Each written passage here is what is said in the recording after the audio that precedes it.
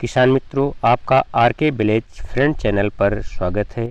आज हम इस वीडियो के माध्यम से लौकी की खेती कैसे करें जिससे हमको अच्छा से अच्छा लाभ मिल सके और उसमें कौन कौन से उन्नत किस्म के बीजों का प्रयोग करें, कितनी खाद का प्रयोग करें, कितनी सिंचाई करनी पड़ेगी, खेत को कैसे तैयार करते हैं, आज विविध जानकारियों को इसमें शामिल किया गया है। तो वीडियो को अंत तक देखें तथा नए हो तो मेरे चैनल को सब्सक्राइब करें तथा अन्य किसानों तक शेयर करें जिससे वो भी इस जानकारी को प्राप्त करके लाभ उठा सकें। हरी सब्जियों में लौकी का बहुत ही महत्व है। लौकी मानव शरीर के लिए बहुत लाभदायक है। इसे घिया और दूधी के नाम से भी जाना जाता है। लौकी में प्रचुर मात्रा में विटामिन बी, सी, आयरन, मैग्नीशियम, पोटेशियम, सोडियम पाया जाता है।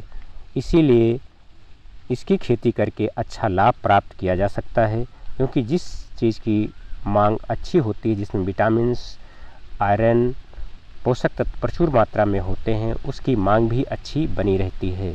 इसके साथ साथ ही लौकी जो है एक दवा का कार्य भी करती है, जैसे मधुमेह में, वजन कम करने में, पाचन क्रिया को सही रखने में तथा कोलेस्ट्रॉल को कम करने में भी बहुत ही उपयोगी है। इसलिए इसकी खेती करके अच्छा लाभ प्राप्त किया जा सकता है।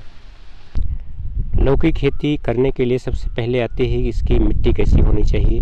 तो जिसका पीएच मान 6 से 7 हो, उस मिट्टी में इसका उत्पादन लिया जा सकता है। जलवायु की दृष्टि से देखें तो लौकी की खेती के लिए गर्म एवं आर्द्र जलवायु की ज़रूरत पड़ती है।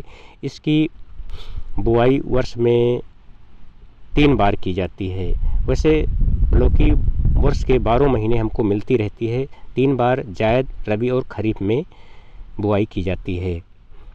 लौकी की खेत की तैयारी के लिए खेत को अच्छी तरह से जुताई कर लें और जुताई करने के समय ही लगभग गोबर की 20 से 30 टन प्रति हेक्टेयर के हिसाब से गोबर की खाद डाल करके मिला लेना चाहिए और उसी समय ही लगभग 40 किलो पोटास और 40 किलो सुपर डाल करके खेत को अच्छी तरीके से भुरभुरा बना लेना चाहिए। और खेत को बनाते समय ही उसी में खेत की अच्छी तरीके से तैयारी कर लेने के बाद अगर मचान बीज से खेती हम करते हैं, जिसमें मचान बना करके उगाते हैं, जिस पर ऊपर चढ़ा देते हैं, उसमें सबसे अच्छा लाभ हमको प्राप्त होता है। 1 से 1.5 मीटर की दूरी पर अगर हम लाइन से लाइन बनाते हैं तो उसमें मचान पर चढ़ाने में अच्छा रहता है। जब लौकी हमारी फलने फूलने लगे तो उस समय 19-19 उर्वरक का जो घुलनशील आती है उसका छिड़काव कर दिया जाए तो उससे भी बहुत काफ़ी लाभ होता है। उसमें फलन और जड़ों का विकास एवं पत्तियों का विकास अच्छा होता है, जिससे अच्छा उत्पादन हमको मिल जाता है। इसको 2-3 बार छिड़काव कर देना चाहिए। जब हम तोड़ाई करें तब कर दें और तोड़ाई कर लेने के बाद करते हैं। इस बार 2-3 बार छिड़काव करते हैं तो बहुत अच्छा रहता है। हरी जिनका प्रयोग करना चाहिए तो काशी गंगा है, जिसकी लगभग लंबाई मध्यम होती है, लगभग 30 सेंटीमीटर लंबाई और चौड़ाई लगभग 6 से 7 सेंटीमीटर होती है। वज़न में लगभग 800 से 900 ग्राम की होती है। ये गर्मी और बरसात दोनों के लिए उत्पादित किया जा सकता है। इसका उत्पादन लगभग 1 हेक्टेयर में 44 से 50 टन तक हो जाता है। और दूसरी है काशी बहार।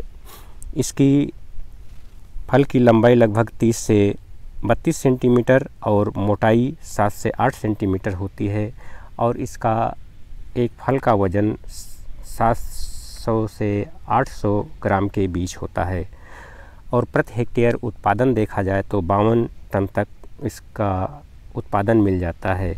इसको गर्मी और बरसात दोनों में इसकी बिजाई की जा सकती है। इसके बाद अगली आती है पूसा नवीन, जो एक बेलनाकार होती है और इसके फल का वज़न लगभग 550 ग्राम के करीब होता है और ये 35 से 40 टन प्रति हेक्टेयर उत्पादन हमको दे देती है। अर्का बहार, ये हल्के हरे रंग की होती है। इसका आकार मध्यम होता है और सीधी होती है। वज़न में 1 किलो के करीब इसका फल हमको मिल जाता है।